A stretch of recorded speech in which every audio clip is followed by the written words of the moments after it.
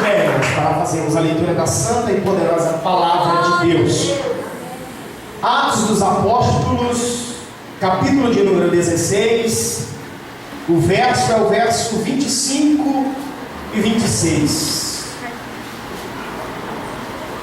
Uma mensagem clara, não vou pregar nada, porque os irmãos não conhecem. Não trarei novidades, mas a Bíblia diz que a sua palavra, ela se renova dia após dia. Aleluia. Atos dos Apóstolos, capítulo 16, o verso 25 e o verso 26. Amém? Está escrito assim o verso 25, do capítulo 16 de Atos dos Apóstolos. Por volta da meia-noite, Paulo e Silas estavam orando e cantando hinos a Deus, e os outros presos o escutavam. E de repente houve um terremoto tão violento que os alicerces das prisões foram soltas.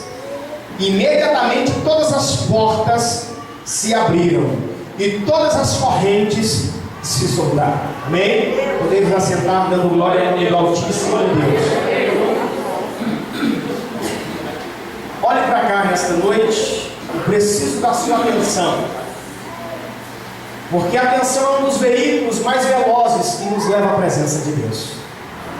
Se você estiver atento nesta noite, você vai conseguir entender, absorver, receber aquilo que Deus tem para a sua vida nesta noite. Glória a Deus. Então aproveite o máximo este momento na presença de Deus. Aleluia.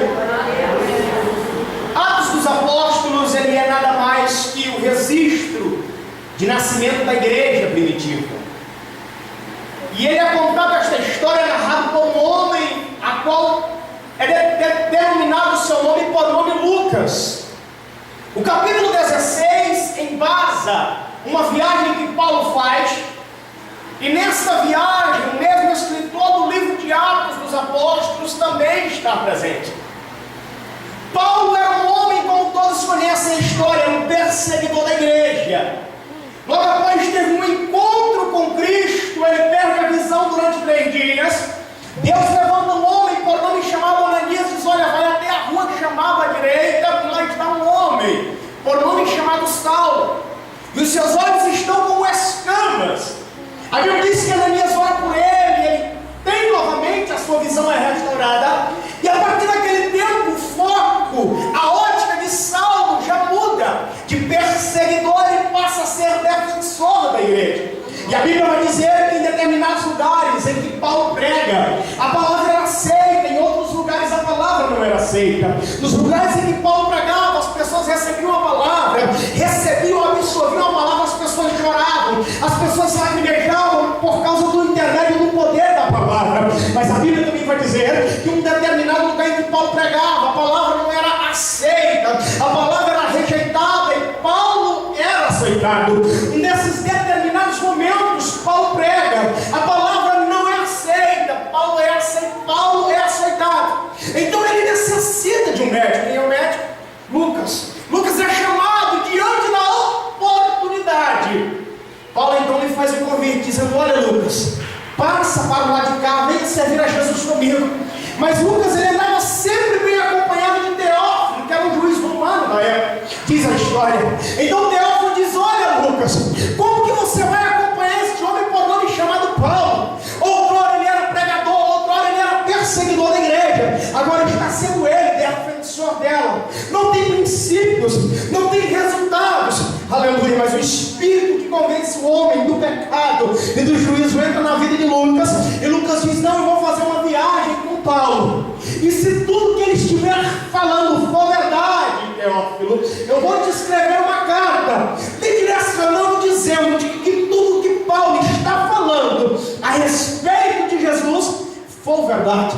Se você abrir a sua Bíblia no livro de Atos dos Apóstolos, no capítulo 1, verso 3, estará escrito assim: escrevo esta carta, meu amigo chamado Teófilo, testificando de que todas as verdades que Paulo falava eram verídicas, de que tudo o que Paulo falava a respeito de Jesus não eram palavras levianas, eram palavras verdadeiras. O que eu estou querendo dizer esta noite aqui, que nós não estamos aqui brincando, nós estamos aqui num ato sério Nós estamos aqui num princípio sério, onde muitos passam por aí, muitos olham, muitos dizem, como o presbítero já disse aqui nessa noite, um bando de louco está ali, mas nós sentimos a presença de Deus, de nós estarmos nesta noite. Nós entramos aqui quebrados, entramos aqui sem perspectiva. Quando nós entramos, o Espírito entra na nossa vida, nos restaura, e nós saímos da porta da igreja para fora dizendo: vai acontecer, as coisas vão mudar. A palavra de Deus falou comigo, a palavra de Deus tocou o meu coração. Paulo prega, Lucas se converte, eles viajam, e na segunda viagem de Paulo, Lucas estava presente, que você vai ver no texto do capítulo 16 o pronome nós. Lucas se enquadra no texto. E nessa viagem, o anjo aparece durante a noite, diz: olha, mudaram o percurso da trajetória, passa a Macedônia para cá e nos ajuda. Eles passam a Macedônia, de lá vão para Filipos. E aí vai começar no versículo 11 uma história. A Bíblia vai dizer que no versículo 11, a partir do versículo 11, do capítulo 16 de Atos, Paulo procura um lugar para falar com Deus. Um dos meios de comunicações mais viáveis, a ponte de comunicação mais rápida, que nos liga à presença de Deus, chama-se oração. Ninguém pode falar com Deus a não ser por intermédio da oração, porque através da oração nós dialogamos, através da oração nós falamos, através da oração nós expressamos, nós glorificamos, nós damos aleluia, expressamos as nossas necessidades. É através da oração. Paulo está mantendo agora, no capítulo 16, a partir do versículo 11, ele está mantendo um convívio, ele está mantendo uma intimidade com Deus que é gerada. A minha intimidade com Deus não pode acabar, a minha intimidade com Deus ela não pode secar. E qual é o alimento da intimidade? É a oração. Enquanto eu estiver orando, certamente o ouvido de Deus, a tapa do coração de Deus, ficará gravada a minha voz. Quem não ora não tem vitória. Tudo dá errado, nada acontece. Porque a partir do momento que você racha o princípio de ligamento, a ponte de ligamento entre você e Deus, as coisas se desmoronam. Agora, quando você está orando, as coisas acontecem. Quando você está orando, o milagre vem. Quando você está orando, a porta se abre. Quando você está orando, a abundância chega. Quando você está orando, a graça de Deus desce sobre a sua casa, sobre a sua descendência, sobre a sua família, sobre os seus. Porque o elo de Deus que nos liga até a sua presença é a oração. Está ligado, está ligado. Se eu estou orando, meu ministério prospera. Se eu estou orando, as minhas orações são respondidas. Se eu estou orando, o enfermo é curado. Se eu estou orando, o endemoniado é liberto por causa da oração. Vamos aqui, ó, levante a mão, vamos embora. Levante a mão e dá glória para ele.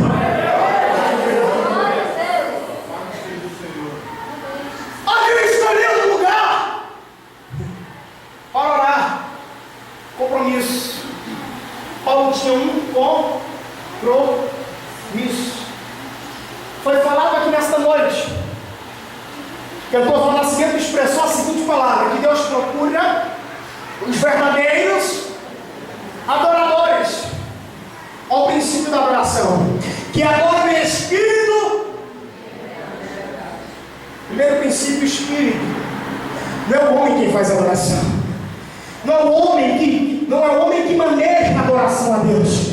A adoração verdadeira através do Espírito, ela se manifesta diante de Deus a partir do momento que nós somos uma nova criatura. Quando Deus chama, quando Jesus senta com Nicodemos, olha Nicodemos, nasce de novo, faz uma adoração nova, restaura a tua aliança com Deus. Ei, para termos a adoração do Espírito, não é a forma com que adoramos, não é a maneira de pular, não é a maneira de gritar, mas a minha adoração em Espírito eu tenho uma vida renovada com Deus, dia após dia. Espírito. Não é para o lado do pessoal que define a adoração. Não é voar para um lado e para o outro que define a oração. Que define a adoração. A minha adoração define eu nascer de novo. Eu nascer de novo, eu nasci de novo. Eu estou ligado nele. Agora em espírito, em verdade, eu mantenho isso. Eu mantenho isso. eu mantenho isso dia após dia. Glória a Deus. Eles procuravam um lugar para orar. Estavam indo para lá. Mas a Bíblia diz que sempre que eles passavam, havia ali uma moça que possuía um espírito imundo de adivinhação. E sempre que eles passavam, o espírito imundo manifestava na vida da moça e dizia: esses dois que estão indo aí são dois servos do Deus Altíssimo, e eles são anunciadores da verdade. Eles estão proclamando a verdade. Sempre que se passava, a expressão se repetia. Agora, olha o resultado. Olha para cá. Olha o resultado da oração. Primeira característica de quem ora: ele tem autoridade com Deus. Glória a Deus. Paulo para, olha para eles. Autoridade. Espírito imundo, eu te ordeno que saia dela agora. Autoridade. Quem tem intimidade, aleluia, não é envergonhado. Na hora que ele fala, as coisas acontecem. Na hora que ele profetiza, o milagre acontece. Na hora que ele profetiza a cura se manifesta.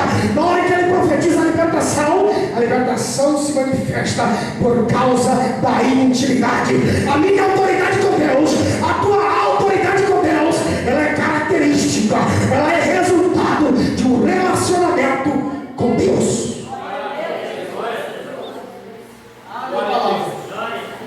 Uma palavra. Espírito imundo, sai dela. Mas aquela moça, ela participava de uma catedral de Apolo, onde ela era uma das sacerdotisas daquele lugar.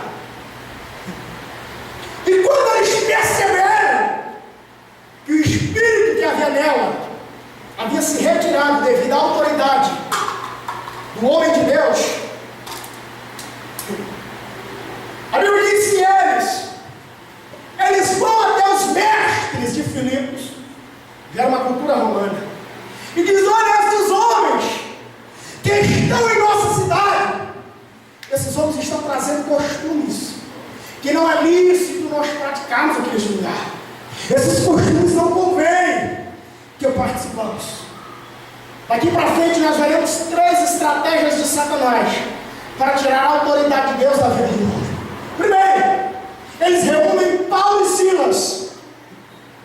Eles reúnem a Paulo e a Silas no centro da praça. Existia um tribunal.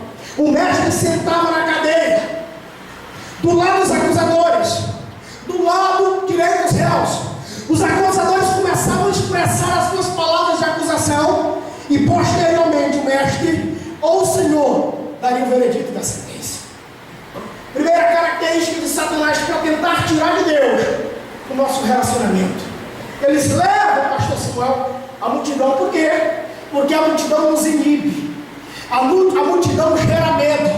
A multidão gera afronta. E desde quando eu estou com afronta, se o meu relacionamento com Deus não estiver íntimo, não estiver convicto, não for verdadeira, esta multidão vai gerar em mim uma inibição. Só que Paulo, irmãos, vem alimentando isso há tempo.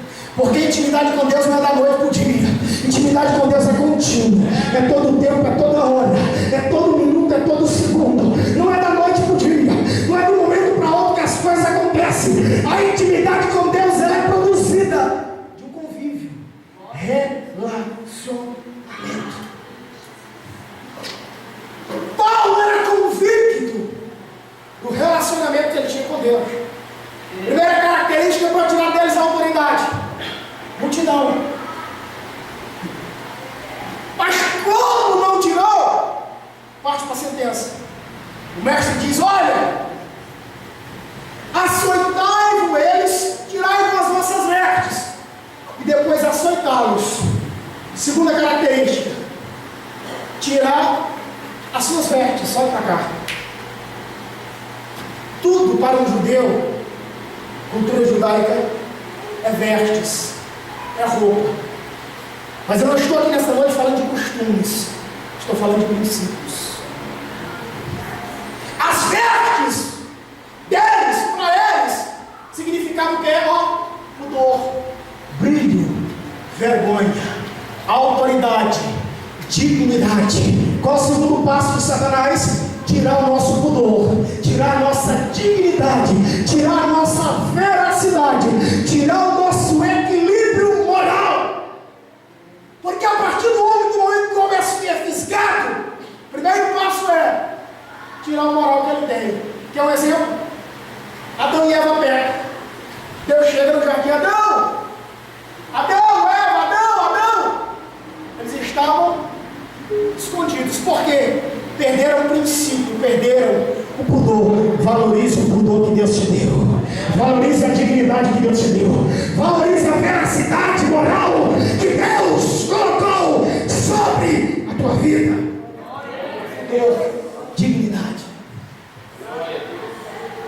A característica da dignidade. Eliseu passa. A mulher desse nem percebe a característica da dignidade. Aí vai o santo homem de Deus. Através do pudor, os seus passos são marcados. Através do pudor, os seus passos são reconhecidos. Aonde você chega, os seus passos são reconhecidos. Aonde você prega, a sua palavra é reconhecida. Aonde você louva, a sua palavra, ela é reconhecida. Sabe por quê? Por causa da veracidade do seu pudor para com Deus.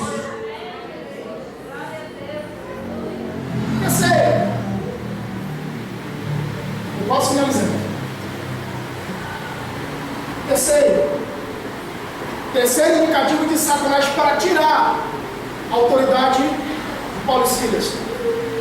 Tirou as vestes, foram aceitados através do julgamento romano, que são 39 chibatadas, e depois levado, olha aqui, para o cárcere, prisão. Que é isso? Isolamento. A gente no grupo que a gente participa, pastor Vanderlei sabe, esse dia eu postei uma frase: ovelha que se separa do rebanho vira petisco de lobo. Ovelha não pode sair do meio do rebanho. Ovelha não pode se separar do rebanho, porque a partir do momento que você se isola, você se torna frágil.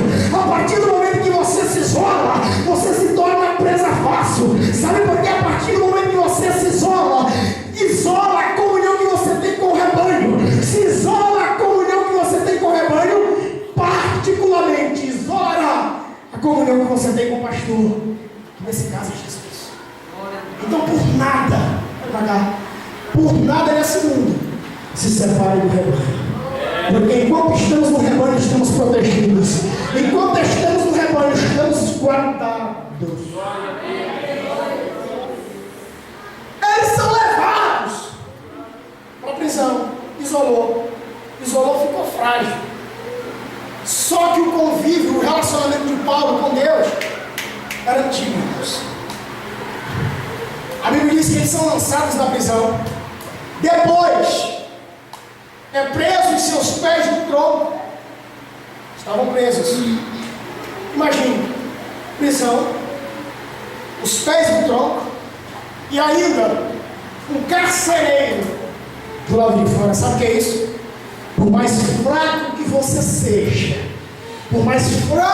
você seja, Satanás sabe o potencial do relacionamento que você tem com Deus.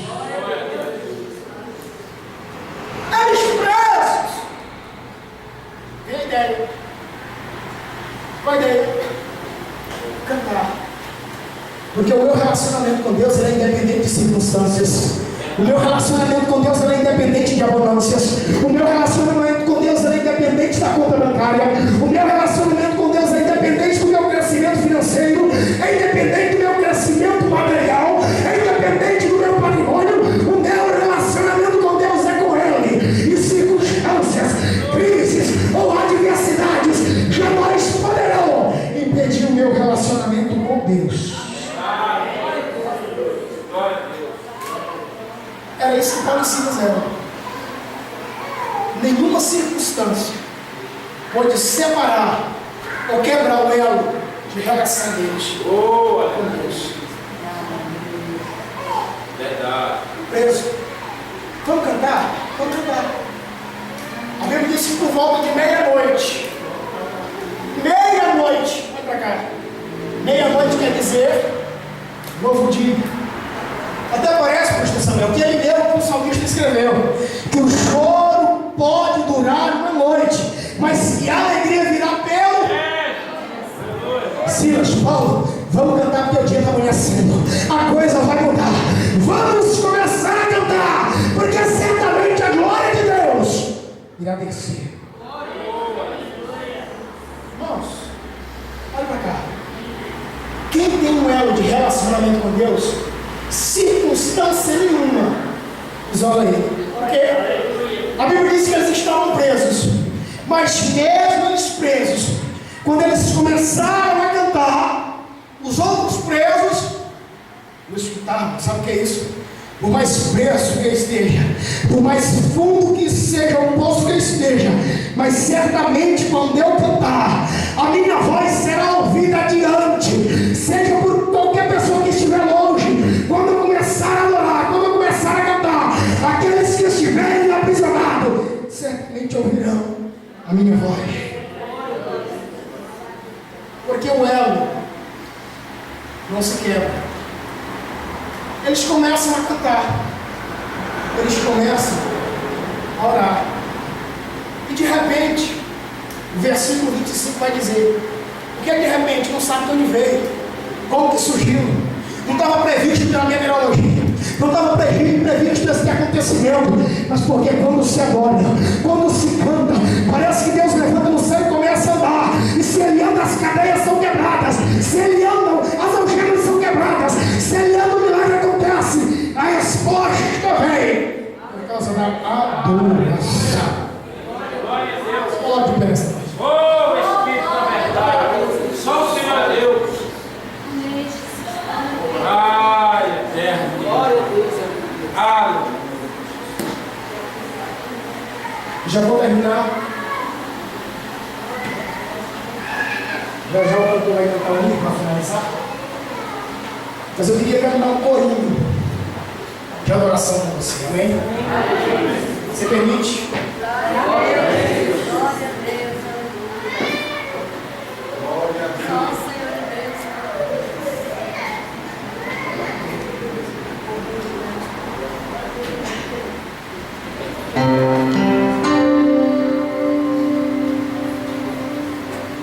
Olha o potencial dessa música. Poderoso Deus, canta, igreja. Poderoso,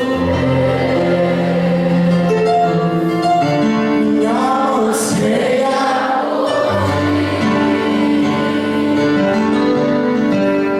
Poderoso